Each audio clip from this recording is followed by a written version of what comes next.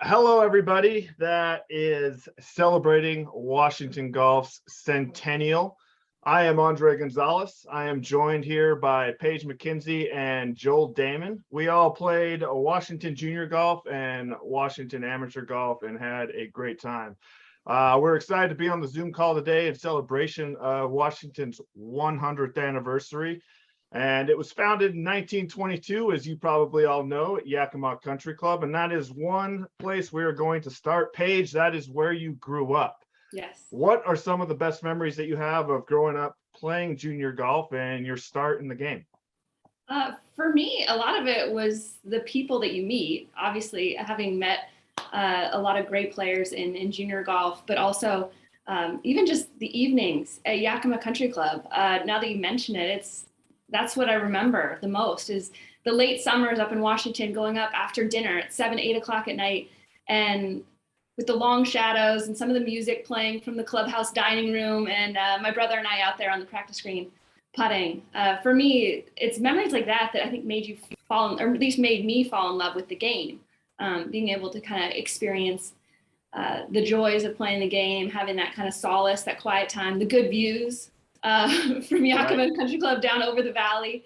And then having competition was just fabulous. I mean, you guys know it's so fun to be competitive, and it was one of those sports that it was always on you. It was always on what you could do. And I love that. I thrive in that. So having the opportunity to be able to have access to play golf tournaments and to kind of cultivate that part of who I am was really special. You were able to actually win the Washington Amateur back in 2002 at Yakima Country Club. Did that have any extra special meaning, or were you having to try a little bit harder to win that? I think there was a little more pressure just because there was a lot of the members at Yakima Country Club that came out and watched me play and followed me on the matches. So certainly I felt the need to kind of represent the club in addition to trying to win the state am for myself. If I remember correctly, it was between maybe my senior year of high school and college. So I think there was part of it trying to establish where I was heading into college, because I wanted to feel like I could prove myself at University of Washington. And that was a big part of it, is trying to win the state am.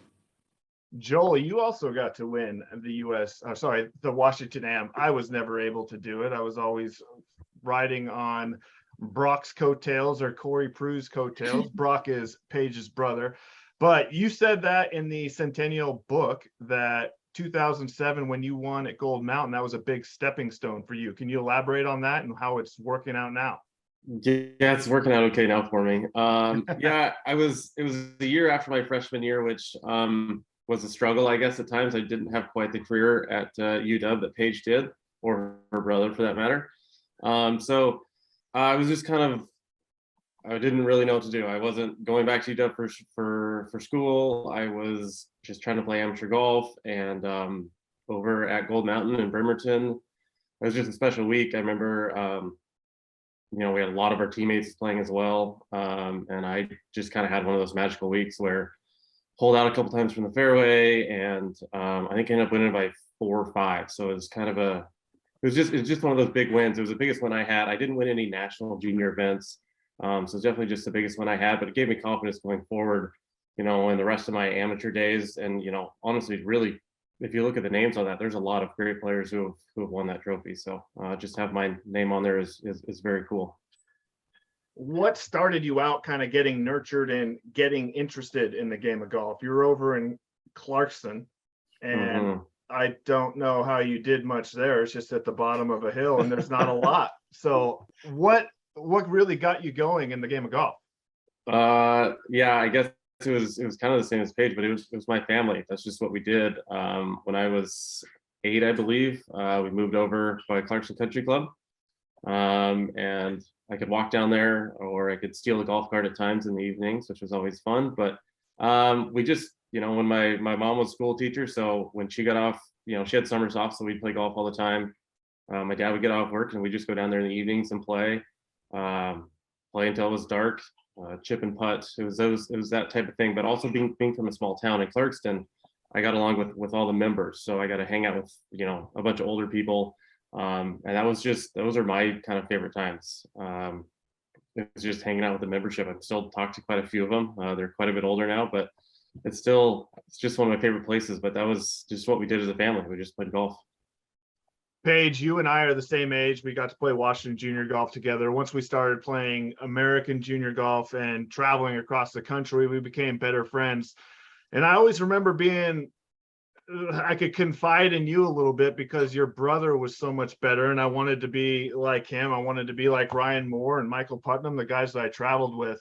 Do you recall your first time on a course? Because I can remember you saying that your dad had strapped like a car seat or something onto a bag. And I still remember sitting on a bus and you telling me this story. We were on our way from Arizona State's AJGA over to Moon Valley for like a glow ball tournament. Yeah, the global tournament. I partnered with Michael Putnam. I think we may have won or gotten second. I don't remember, but let's say that you won. Michael didn't do anything. You dominated. But yes, my dad, my brother and I were very little, talking babies. He put a baby seat on top of a push cart. So it became like a stroller, but with golf clubs. So yeah, when I started golf, it was very much because my parents did it and I was just around the game from a very young age. But yeah, I don't remember that young, but even some of those members at Yakima Country Club that might be here tonight, they may remember seeing me as a toddler out there with the push cart.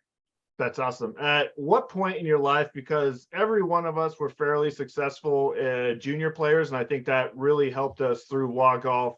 WSGA at the time when we were playing, but the rebrand in 2019 has changed it to WA Golf, which I'm actually a big fan of. When did you think that you had a chance to kind of go beyond not just high school to college, but college to professional? A lot of my journey actually had to do with things outside of playing necessarily competitive golf. I was injured my sophomore year in college. I always thought I was going to go to UW and use golf to get a business degree. That was my intent. That is how I viewed golf. It was a vehicle for me. My dad, at a very young age, told me how to shake somebody's hand, look them in the eye, said, these are the people you're going to meet that are the movers and shakers of the community. Those are the people that play golf. So that's how I was raised, that golf became a vehicle to get a job or to get a scholarship. But with the injury, I got a 5th year of eligibility. And because of that, when I was in business school, I was able to get an internship at a financial planning firm. And I sat in a cubicle in Bellevue. And I remember looking out the window on like the 40th floor. And I saw this beautiful day. And I said, man, I wish I was playing golf. I'm like, wait, what am I doing with my life? I can go play golf for a living. And that was a huge moment for me to realize that not only was golf just part of my life, but it became a choice and I can choose to do it. And for that reason, I think I had a lot more perspective turning professional because I didn't feel like it had to be my entire identity, but it was something that I chose to do. And then when I played the US Open in 2005, when I was a senior in college, I loved it. I mean, you guys know when you play in front of a crowd, you hit a shot. The moment between when you hit it and when it lands, you know it's good, but no one else does. Like that is intoxicating. And to me, I got a taste of that. And then I wanted to do it for the rest of my life. It's sometimes the exact opposite. It's not that intoxicating if the ball's in the air and you know the entire time it's not going to cover that penalty. Joel, you've had a different route to it. You also went to University of Washington, didn't finish all that much. You were very similar to me. I went to Oregon State my freshman year, and I did not attend school all that much. So apparently that doesn't fly with coaches. You didn't finish there, but what kind of got you going to the point where you stopped playing golf completely and you were valeting cars? And what clicked with you where you decided you were going to start really working hard at it? Yeah, I had lost my mom in 2005, so my junior year of high school, and after that I was just kind of a lost puppy, you could say. I was in a small town of Clarkston, went to UW, huge city, huge campus, kind of got swallowed up and spit out there. And yeah, I mean, I had to do something. So I started valeting cars downtown at Hotel 1000 on First Ave down there. And it was great. I was making a pile of money, having a ton of fun on the weekends when I wasn't working. And but I realized that wasn't really sustainable. That wasn't my, that wasn't my path. I had golf was always going to be, I'm not going to say my way out, because I had a phenomenal upbringing, I had great parents, but it was my path to excellence, or it was my only way that I was going to be great at something.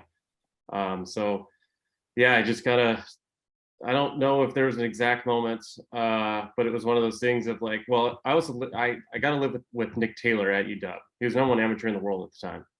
And I got to see how he went about his business of going to class, practicing, working out, doing all the right things. And I always thought that I could be as good as Nick. And so that was kind of like, he kind of showed me the way of the path of that, but I just didn't really have any other options. So decided to turn pro, and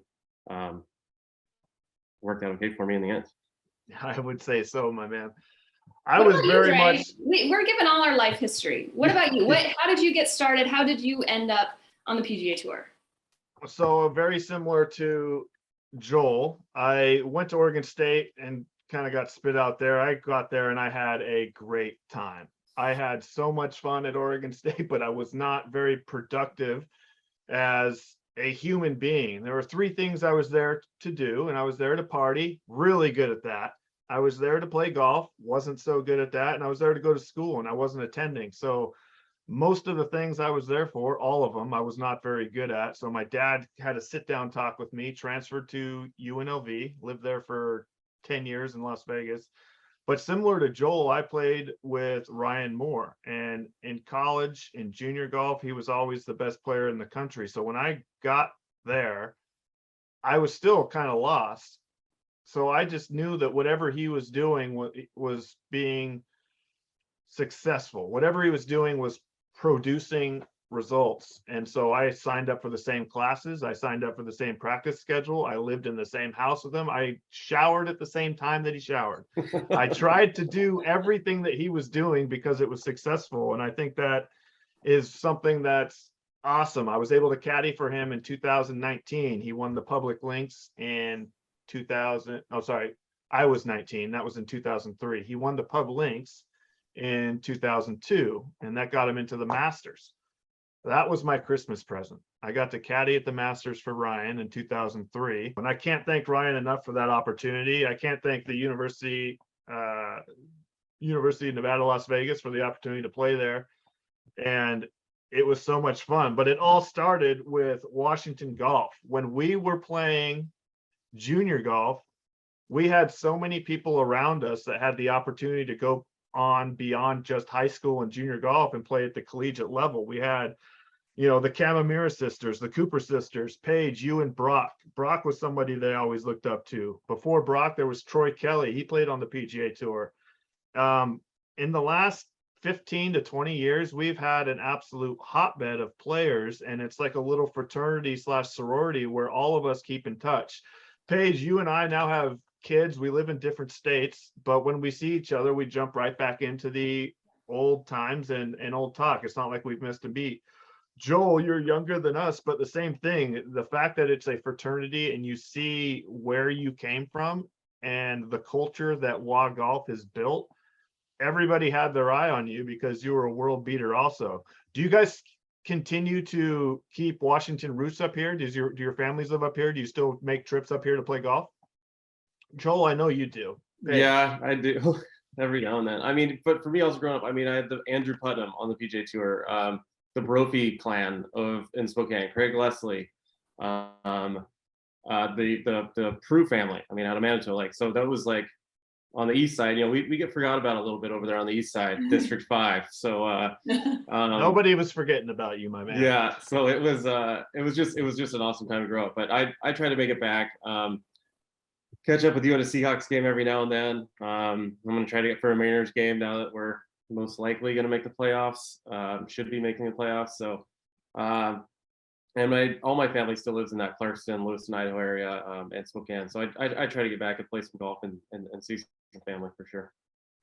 I unfortunately well, not fortunately now, I guess my parents moved down to Arizona, which is where I live. So I'm glad because I get to see them more often. But because of that, I don't have much immediate family up in the state of Washington. I've got some aunts, uncles, and cousins still up there. So I don't get back as often as I would like. But I went up, actually, it was funny. I went up to Idaho and Oregon during the summer to get out of the heat in Arizona and ran into the Putnams. Actually, they were on family vacation at the same place I was. So it kind of speaks to that. You do continue to have those connections, even if I don't see them more than once every 5 years. There's a lot of shared history being a part of Washington golf. Were there players when you were growing up in the Washington area that you looked up to? Not as much for me. I mean, I looked up to the people that had come out of Washington, like Fred Couples or Kirk Triplett. Like they were very much on a pedestal. I mean, when Fred Couples won the Masters, I was 9 years old. So I think there's a whole clan of us around this age that watched the peak of Fred Couples' career. Not as much on the women's side. Kelly Kamamura was a senior when I was a freshman at Washington. So certainly her career through junior golf and amateur golf, I followed very closely and was glad to be a teammate of hers. But there wasn't as many role models for me going through. For me, I actually remember this. We played the WJGA state championship in Yakima in maybe 2000-ish. Yeah, that and I sounds think right. Brock lost or won in a playoff to Corey Prue. He won in a playoff with an eagle on the first hole. Yeah, so it was my moment of like, and Brock was like my dude because he was tall, good-looking guy, and I remember he thought he hit it so far back then. I mean, he's still really good at golf, but I just remember being this little kid. I think I was 10 or 11 probably, and I just remember looking up to him. But then it was Corey, then it was Craig Leslie, then it was all these. I mean, Ryan Moore was this mythical figure, like over on the west side. He was a little bit older. He's playing a lot of national events at times, so we never really got to see him. But and then there was this random guy named Dre that I always wanted to hang out with, and eventually we became buddies, which was good. But I mean, there was a long list of people that I got to look up to, and you know, so just it was always, you always saw their name on a trophy, you always saw their name in the record book, and you always wanted to do the same thing, you know, that they all did. I think it's awesome that we all came from kind of the same area, and there's something in the water up here that helped everybody be successful. Paige, I look up to you so much now, especially since you had a career on the LPGA Tour, and I'm starting to get more into the media side of things, so I'm going to be picking your brain a little bit moving forward. If there's anything that you guys could tell the future of golf in Washington and young kids growing up, what would that be? Ooh, that's a tough one, Dre. So you're getting very good at the media thing. You're throwing out really tough questions. I think the biggest thing is work hard, be a kind person, and say yes to every opportunity. I would say that's the one thing that I've learned outside of golf is that when you're given an opportunity, try it. I think we know as golfers, you fail so often. So much of what builds you is failing and learning as you go. And I think if you continue to put yourself in position to do that, that's the best way forward. That's pretty good, Paige. I would say, yeah, like you said, the opportunity of golf will take you amazing places, and it'll take you everywhere that you really want to go. And it doesn't have to be on the competitive side of things. You're going to meet so many amazing people, and it presents such a great opportunity in all facets of life. And I've been very lucky. I know that we have all been very lucky with that. But I think the be kind thing is also awesome because people, I mean, just be nice people. Everyone likes to be around nice people, and yeah, I think those are great, Paige. I think that is one thing that Washington golf created. It was a nice culture, and it was a proper way of doing things. In junior golf, you learned how to take off your hat, look people in the eye, shake hands, maybe a little rear end out hugs for the girls. I don't know how they taught that, but I have to reiterate, Paige, we fail so much in golf. So I guess I will just kind of end this interview for everybody that is celebrating is celebrate hard. We are sorry that we couldn't be here for WA Golf Centennial celebration. We don't get to celebrate too much in golf, and when you do, make sure you take advantage. So enjoy your time. Paige, Joel, thank you for joining me. We have so many good memories of Washington golf, and we hope that you guys have a great evening. Bye-bye. Thank you. Thanks.